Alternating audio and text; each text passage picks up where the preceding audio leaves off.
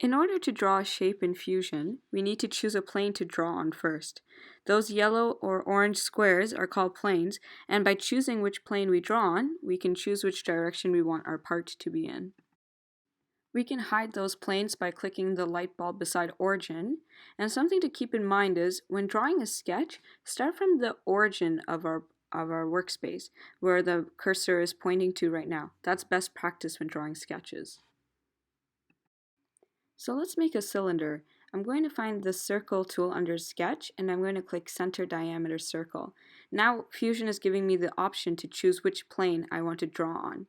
I have to be careful how I want to make this cylinder, and I want my cylinder to go vertically up and down, so let me choose the bottom plane. Now, like I mentioned earlier, we need to start off from the origin. This is best practice, and this will allow all of our designs and parts to start it from the center of our workspace. So let's make a circle with a diameter of 35 millimeters. And notice on the toolbar there's a stop sketch option. Let's click stop sketch once we're done drawing our circle. Always when you're done creating a sketch, click stop sketch. That's very important, and it will allow us to be organized when drawing multiple shapes.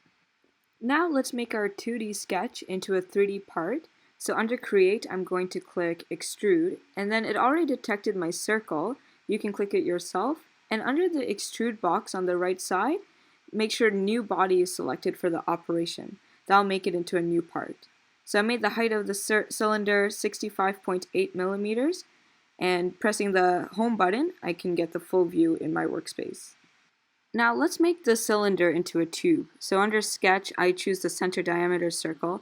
Now I can choose the top part of my cylinder, and that's like a new plane now. And I can make a circle from the origin on the top, and let's make it 25 millimeters in diameter. Again, I click stop sketch. Now it turns blue. That means it's recognized as a new shape. I can go to create and extrude it, but this time let's make it a cut. So I click extrude. I could pull downwards, and notice how it turns red. It shows that it's a cut. Even the operation under the extrude box recognizes you're trying to cut it. What happens if I click that cut and choose new body? It makes it into another cylinder. So by changing the operations, you can get cuts, you can get a new shape, you can do a lot of things with the operations under extrude.